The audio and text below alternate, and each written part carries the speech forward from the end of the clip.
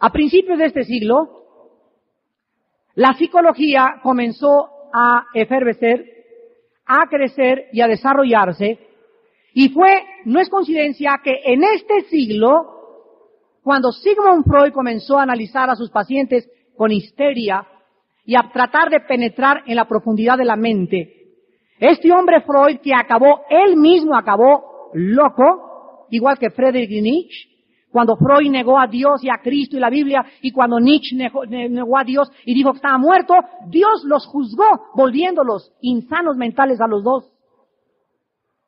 Comenzó la humanidad a creer que habían encontrado la respuesta a los problemas humanos. Y entonces se abocaron los científicos a desarrollar una pseudociencia, porque no es ciencia, es una pseudociencia llamada la psicología, el estudio de la mente, psicos mente, logos conocimiento. Y comenzaron a desarrollar 3 ramas. Una es el psicoanálisis, la segunda es el conductismo y la tercera de moda ahora es la psicología trascendental. ¿Cuál es el error de la psicología? El error de la psicología es solamente creer que el problema humano tiene su origen en la mente. Y 1 Corintios 2, del 10 al 15, dice la Biblia que ningún hombre conoce las cosas del hombre más que el espíritu del hombre que está en él. El problema del hombre trasciende la mente. El problema no es mental, la mente solamente es un síntoma. Si en la noche comienzas a aullar como coyote a las 2 de la mañana, el psiquiatra y el psicólogo no tienen ninguna terapia, escucha, no hay terapia más que pastillas tranquilizantes, nada más. Y en este siglo se usurpó el ministerio de liberación y consejería bíblica y cayeron en la trampa cientos de pastores y de misioneros enviando a los psicólogos a los cristianos afectados por problemas mentales cuando la Biblia dice que eran demonios. Y Dios ha vuelto a abrir otra vez las llaves del conocimiento y nos ha entregado las armas de la autoridad de Cristo y la sangre de Cristo para poder decirle a un paranoico, a un esquizofrénico, a un maníaco depresivo, sale espíritu de esquizofrenia en el nombre de Jesús. ¿Qué psicólogo ni qué psicólogo?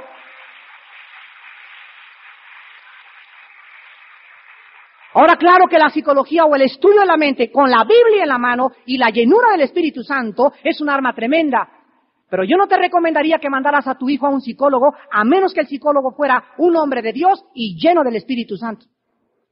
Porque va a acabar y destrozar la mente de tu hijo, de tu esposo o de tu sirviente. La Biblia dice que los demonios atacarán la mente y los problemas que conocemos ahora con esquizofrenia, psicotismo, maníaco depresivo, problemas de paranoia, etcétera, etcétera, no se deben a problemas mentales a menos que, por favor, hagan esta diferencia. Los problemas mentales tienen 2 orígenes nada más. Para que sea un problema mental y alguien pueda ser clasificado y designado como un enfermo mental es porque tiene o un golpe traumático en el cerebro, un tumor en el cerebro o una disfunción química. Si no es disfunción química o un golpe traumática, son demonios. Hay que tener mucho cuidado de tratar a una persona mentalmente anormal y a lo mejor no son demonios, a lo mejor sí necesita un tratamiento médico. Pero cuando no hay una lesión, siempre que una persona llega a la clínica de nosotros, oye hermano, a mi hermano le pasa esto y en la noche tiene estos arranques y se vuelve iracundo, siempre le preguntamos, ¿tiene usted algún examen del cerebro de su neurólogo antes de tratarlo? Si nos entregan la radiografía y la neurología dice no hay lesión cerebral, atacamos a los poderes del mal en su corazón. En cuarto lugar, los demonios en los últimos tiempos. Vean ustedes en 2 de Tesalonicenses capítulo 2, apunten este versículo por favor. Van a levantar muchos anticristos, lo cual a continuación vamos a explicar. Dice 2 de Tesalonicenses capítulo 2, versículo 7 y 8, que ya está en acción el misterio de la iniquidad. Solo que hay quien al presente lo detiene, hasta que él a su vez se ha quitado de en medio. Y entonces se manifestará, y aquí se usa una palabra griega muy importante. se tradujo en nuestro castellano inicuo.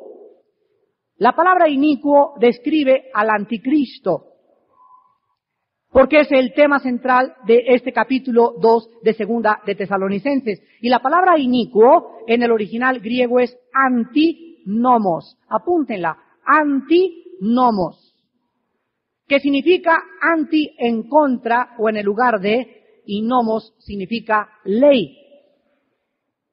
El anticristo se le describe como la cúspide o el epítome del rebelde en contra de la ley.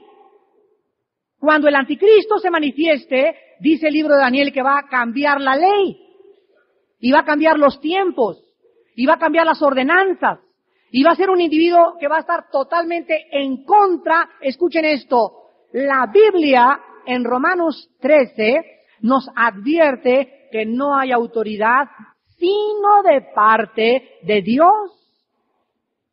Y que las personas que resisten a la autoridad, a Dios resisten. Y cuando venga el anticristo, va a tratar de destruir y de atacar la autoridad eclesiástica, la autoridad política, la autoridad moral, y él se va a imponer en el lugar de la ley. Pero para que el mundo reciba al anticristo, el mundo es como un campo, tiene que comenzar a ser germinado y sembrado antes por semilla satánica. ¿Y saben ustedes cuál es la semilla satánica? Nunca como ahora han entrado en operación los espíritus de rebelión. Es increíble la rebelión de los hijos contra los padres en los últimos 25 años. Es increíble la rebelión de las ovejas contra los pastores en los últimos 15 años. Es increíble los golpes de Estado en el mundo entero. Los irlandeses contra los ingleses, católicos contra protestantes, palestinos contra árabes, argentinos contra ingleses, mexicanos contra chapanecos, protestantes en Chiapas contra católicos, pero por todos lados hay un conflicto, hay fuerzas antagónicas tratando de causar revoluciones, golpes de Estado, guerras, para que germine el espíritu de la rebelión. Y la Biblia dice que los demonios en estos tiempos en que nosotros vivimos van a levantar a muchos anticristos.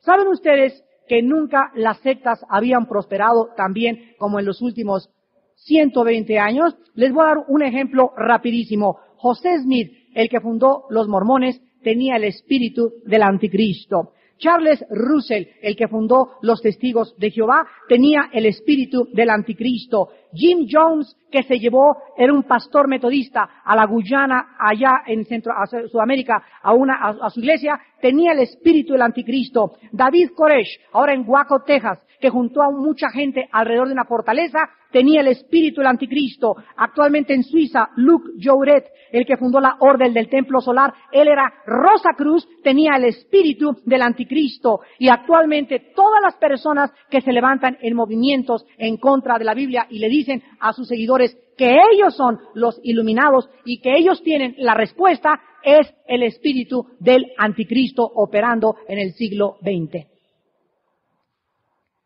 ¿Cuántas personas que conocieron la Biblia han sido arrastradas por todas estas sectas? Cientos de ellas. Pero vemos nosotros de qué forma la Biblia nos previene. Se levantarán muchos anticristos y todos estos se levantaron en un tiempo donde en 18 siglos no se habían levantado la forma de anticristos que hay ahora. La palabra anticristo tiene dos raíces, significa anti en el lugar o en contra de Cristo. Y la persona que tiene el espíritu del anticristo dice que él puede seguir a Cristo, sin embargo, con sus acciones estar en contra en la práctica de la doctrina de Jesucristo. En el número 5, en los últimos tiempos, los demonios saldrán del abismo para atormentar a la humanidad. Apocalipsis 9 nos describe una invasión satánica demoníaca, asombrosa, cuando el ángel toque la quinta trompeta. Hay un lugar que se llama el abismo. Este lugar, la Biblia no lo describe, solamente nos revela que hay cierto tipo de demonios operando ahí. Y que cuando venga